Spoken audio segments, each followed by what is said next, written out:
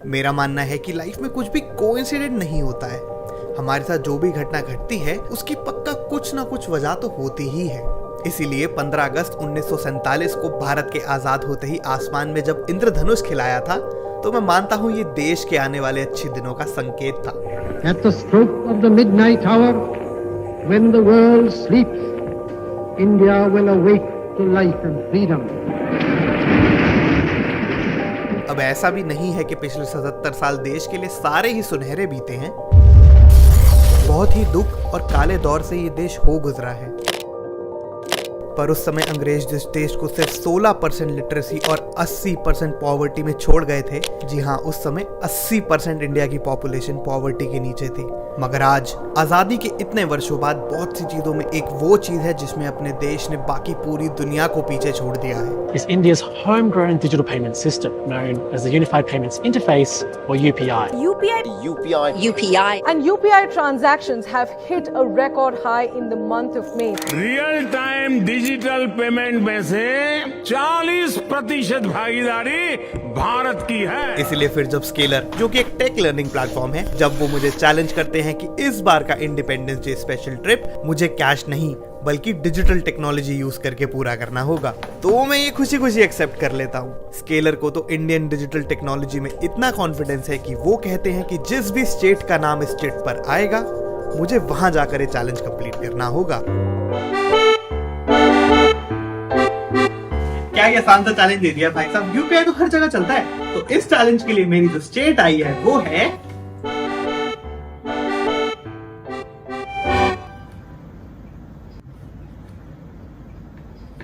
इधर। ये चैलेंज कैसे होगा भाई?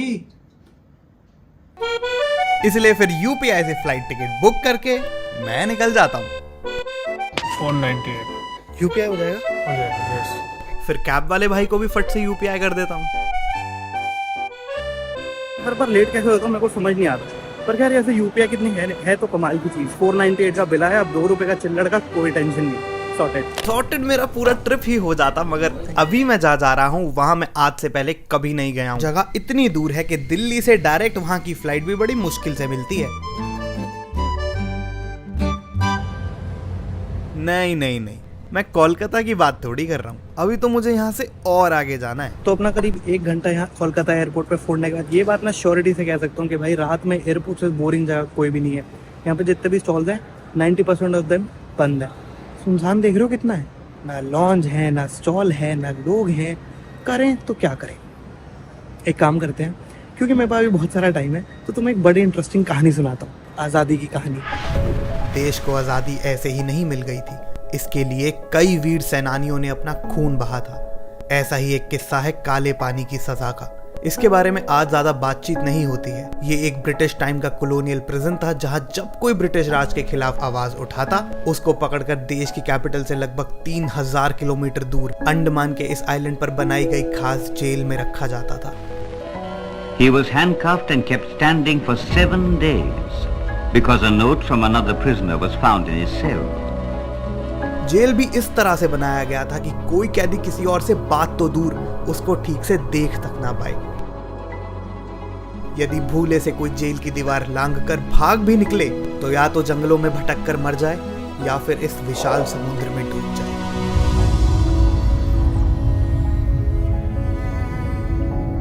और मैं अभी जिस जगह पर आ पहुंचा हूं, यहीं पर स्थित है वो भयानक जेल जिसे काला पानी के नाम से जाना जाता था।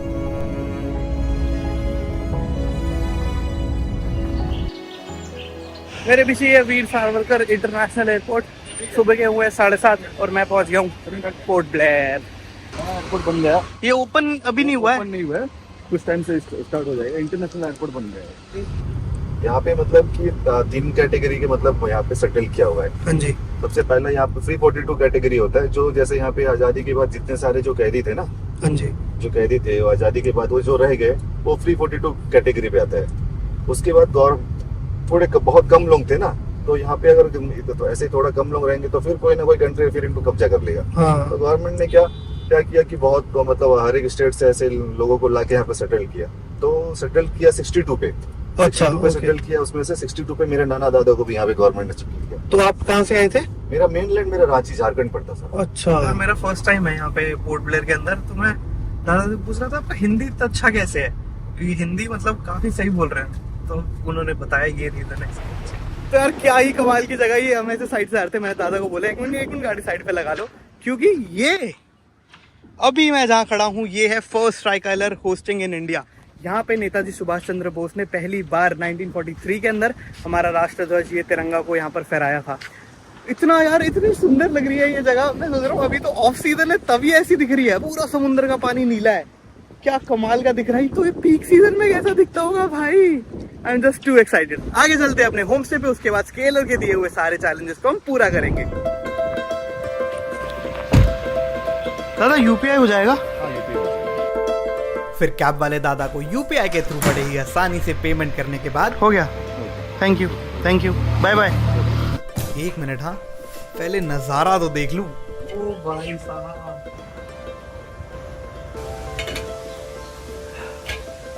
इतनी कमाल की जगह ये, इतना कमाल का मेरा ये होम स्टे है। सामने गार्डन है, गार्डन के सामने समुद्र है और समुद्र का व्यू मिल रहा है, क्या बात है। हाँ प्राइस थोड़ा महंगा है, मैंने कुछ 1800 रुपये एक दिन का दे दिया, बट यार वर्थ इट है, व्यू बहुत बढ़िया। मेरे को ऐसा बहुत ही लग्जरी में रहने का मन नहीं करता है, मतलब देखने में मेरे को ऐसा नॉर्मल सा ही चाहिए, बट ऐसा व्यू हो रहा है तो क्या बात है। यार को चलना 12 घंटे की जर्नी के बाद मैं आ चुका हूँ अंडमान की कैपिटल पोर्ट ब्लेयर। बट खैर इस बार हम डेडिकेटेडली ऐसा पोर्ट ब्लेयर घूमने नहीं आए हैं, हम आए हैं कुछ चैलेंजेस को पूरा करने के लिए। तो स्केलर ने मेरे को ये 3 चैलेंजेस दिए हैं, ये 3 लिस्ट है मेरे पास, और ये चैलेंजेस मेरे को अगले 24 आवर्स के अंदर कंप्लीट करने। तो आज का एडवेंचर शुरू करने से पहले हमें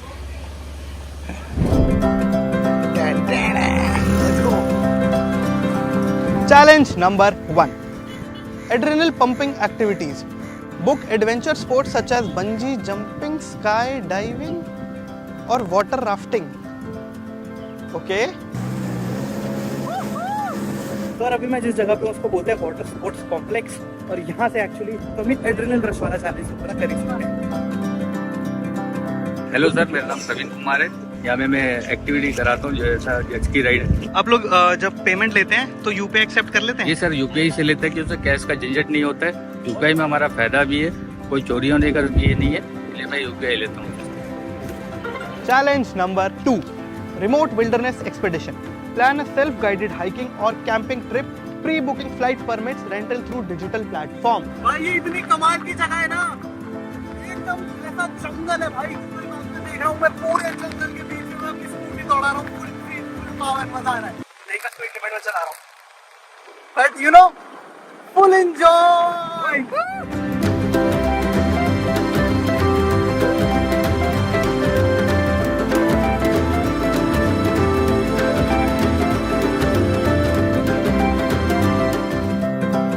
तो यार ऐसे कमाल के व्यू के साथ पकौड़े और चाय वहाँ रखी है, क्योंकि मेरे पास अब वही आते हैं, बट बहुत सही। चाय पकौड़े खाकर पोर्ट ब्लेयर से लगभग 35 किलोमीटर दूर एक रिजर्व्ड फॉरेस्ट के बीच में बैठकर भी तो यार ये है कमाल की यूपीआई का। मैं इधर इतने रिमोट, इतने इंटीरियर में आ गया हूँ, इसे तो बीच साइड हूँ, यहाँ पे छोटी सी 2 दुकानें हैं, बहुत अंदर आ गया हूँ, और यहाँ पे यूपीआई एक्सेप्ट हो रहा है, यूपीआई यहाँ भी चल रहा है।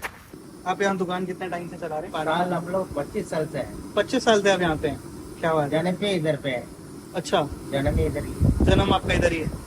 तो आप जो दुकान का पैसा खाली कैश लेते हैं, आप यूपीआई भी एक्सेप्ट कर लेते हैं? फोन पे ले लेते हैं। फोन पे ले लेते हैं। सर इधर खाली मैं यूपीआई से पेमेंट नहीं करना, ये भाई है ये भी यूपीआई से पेमेंट करने में लगे हुए हैं। क्या कमाल की बात है, जहां कुछ ही सालों पहले लोगों के पास बैंक अकाउंट्स तक नहीं थे, वहां उसी देश में आज आप किसी भी कोने में जाकर एक यूपीआई पेमेंट कर सकते हैं। ऐसे ही थोड़ी फॉर्च्यून मैगजीन ने यूपीआई को इस सदी का सबसे बड़ा रेवोल्यूशन बताया है। और इस फिनटेक रेवोल्यूशन तक पहुंचने से पहले बड़े बड़े डेटा सेट्स को स्टडी, मैनेज और एनालाइज किया गया, जो कि डेटा साइंस का एक बहुत इंपॉर्टेंट पार्ट है। और क्योंकि आज की डेट में डेटा साइंस जैसी स्किल्स का ऑलमोस्ट हर एक फील्ड के अंदर इस्तेमाल किया जाता है, इसलिए एज अ करियर ऑप्शन ये फील्ड बहुत हाई पोटेंशियल रखता है। और इसी फील्ड के अंदर अगर आप खुद को अपस्किल करने में इंटरेस्टेड हैं, तो आज के वीडियो के स्पॉन्सर Scalar.com आपके लिए बहुत ही ज्यादा यूजफुल होंगे। Scalar एक ऑनलाइन टेक लर्निंग प्लेटफॉर्म है जो आपको ऑफर करता है programs in software development, data science and machine learning. यहाँ के इंस्ट्रक्टर्स टॉप टेक कंपनीज के सब्जेक्ट मैटर एक्सपर्ट्स होते हैं, जिससे ये इंडस्ट्री ट्रेन प्रोफेशनल्स आप लर्नर्स को देते हैं 1-on-1 guidance and mentorship. Learners को डेली 3 घंटे लर्निंग तो दी ही जाती है, साथ में इंटरव्यू प्रिपरेशन से लेकर प्लेसमेंट्स में भी हेल्प की जाती है। स्केलर से अपस्किल हुए 93.5% लर्नर आज top tech companies like Google, Meta, Amazon, Flipkart, Apple and Zomato जैसी कंपनीज में प्लेस्ड है। स्केलर आपको ऐसे प्रोग्राम्स ज्वाइन करने के लिए इजी EMI ऑप्शंस भी देते हैं एंड आपको उनका फ्री लाइव क्लास तो डेफिनेटली चेकआउट करना चाहिए, ताकि आप खुद डिसाइड कर सको कि ये आपके लिए कितना सूटेबल है। तो अगर आप भी अपने करियर को ग्रो करने में इंटरेस्टेड हो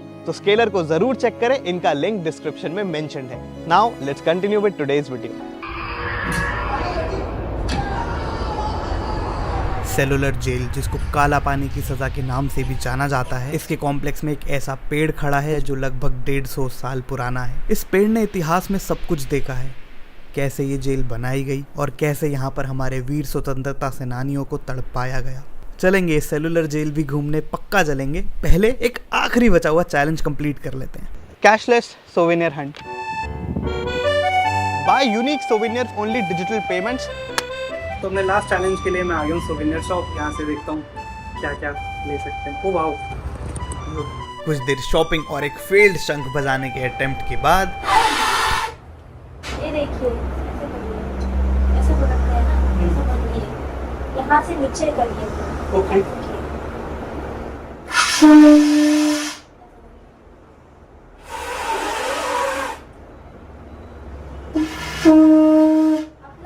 आपका लिप्स है ना, इसके अंदर डालिए और जैसा बैलून फूलाते हैं ना, सांस रोक कर।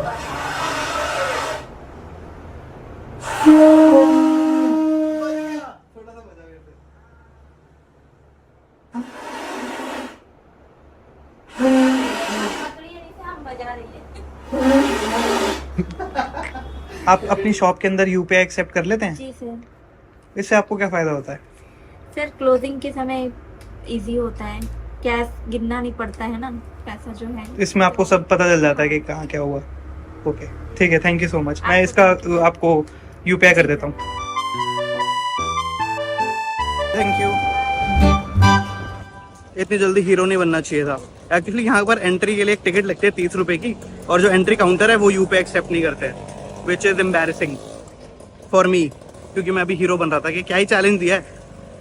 सेट बट खैर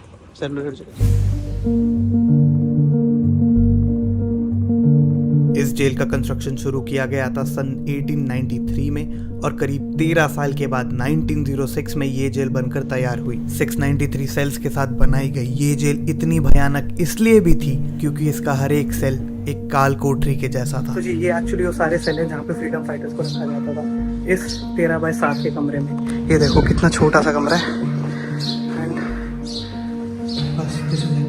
मतलब एक कमरे में एक ही आदमी को रखा जाता था और जेल डिजाइन भी इस तरह से किया गया था कि कोई किसी और को देख तक ना पाए। तो यार ये इस तरह से जेलों पे ताला लगाया जाता था। बल्कि दिखाना थोड़ा, एक्सक्यूज मी, एक मेरी वीडियो बना देंगे मेरे को थोड़ा सा? श्योर। तो ये जेल का सेल है और एक्चुअली इसको इस तरह से बंद किया जाता था कि ताला जनरली तो गेट के बाहर ही लगता है, बट यहाँ पर सेफ्टी को ध्यान में रखते हो कि कहीं कोई यहाँ से भाग ना जाए। और एक्चुअली सोचो मतलब कितने ज़्यादा हरामी थे ब्रिटिशर्स कि एक तो इतनी दूर एक आइलैंड पे ले आए, उसके बावजूद यहाँ इतनी टाइट सिक्योरिटी। और एक्चुअली ऐसा बताया जाता है कि यहाँ से कोई भाग के नहीं जा पाता था। इनकेस आप भाग के चले भी गए, आप जंगलों के अंदर गए तो वहाँ पे ट्राइबल्स होते थे, वो आपको मार देंगे, और अगर आप समुंदर की साइड गए तो आप वैसे ही मर जाओगे। ये कुछ था ऐसा मकान है। यहाँ से गेट पे ताला लगता था, यहाँ से खाना दिया जाता था, और खाना भी कितना दिया जाता था? उतना कि आदमी केवल जिंदा रहने के लायक बचे, बस उतना। और ये सब मेरे को कैसे बताया? मैंने कल एक्चुअली यहाँ पर टूर लिया था, तो इन गाइड साहब ने हमें ये सारी चीज़ें बताई थी, मगर तब वीडियो रिकॉर्ड करना अलाउड नहीं था। तो मैंने सोचा था कि ठीक है, मगर ये सारी चीज़ें पता लगनी चाहिए लोगों को, जो वीडियो एटलीस्ट आज के दिन देख रहे हैं, पता चलना चाहिए कि कैसे फ्रीडम फाइटर्स ने कितना ज़्यादा सफ़र किया है। बताया जाता है कि यहाँ खाने में पत्थर, कीड़े और पता नहीं क्या क्या तो जानकर डाला जाता था पानी भी दिन में सिर्फ 2 बार मिलता था और टॉयलेट्स की कंडीशन तो पूछिए ही मत। अगर ये किसी को मानसिक तौर पर तोड़ ना दे तो शारीरिक श्रम भी इतना करवाया जाता था कि कोई मॉडर्न मशीन भी घबरा जाए। One form of punishment for rudeness to a jailer was to have to extract 30 pounds of oil a day. और यदि कोई ये ना कर पाए तो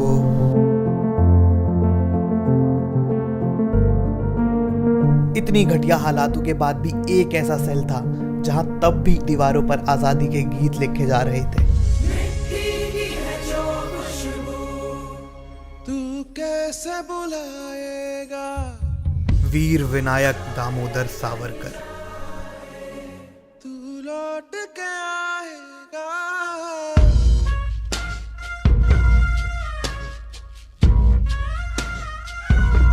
कुछ समय इन दीवारों के बीच बिताया तो ऐसा लगा मानो ये सारी पीड़ा की दास्तां ये दीवारें खुद बयान करने लगी हों।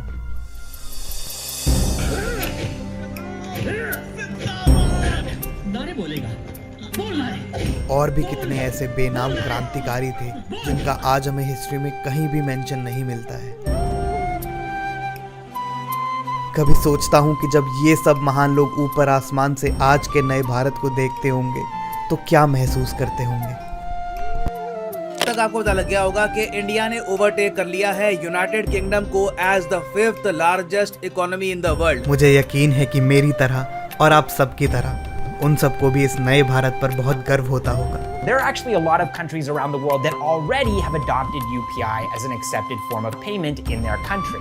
And these include Singapore, France, the UAE. हाँ, हमारे देश में चीजें अभी परफेक्ट नहीं है, मगर एक डायरेक्शन मिल चुकी है और उस पर काम बहुत ही तेजी से हो रहा है। The most unprecedented transformation in the history of the free world is what India is going through today. I'm at GDP today of 3.5 trillion. The first trillion took me 67 years. The second trillion took me 8 years. The third trillion took me 5 years. Are you seeing where I'm progressing? But let me tell you something more interesting. From 2015 until now, that is what? We are 9 years. I moved ahead of Russia, Italy, Brazil, France, UK from number 10 to number 5 in size of my GDP. I'm knocking at Germany. By the end of this year or early next year, I become number 4. And before the pandemic, I was the fastest growing large economy on the planet.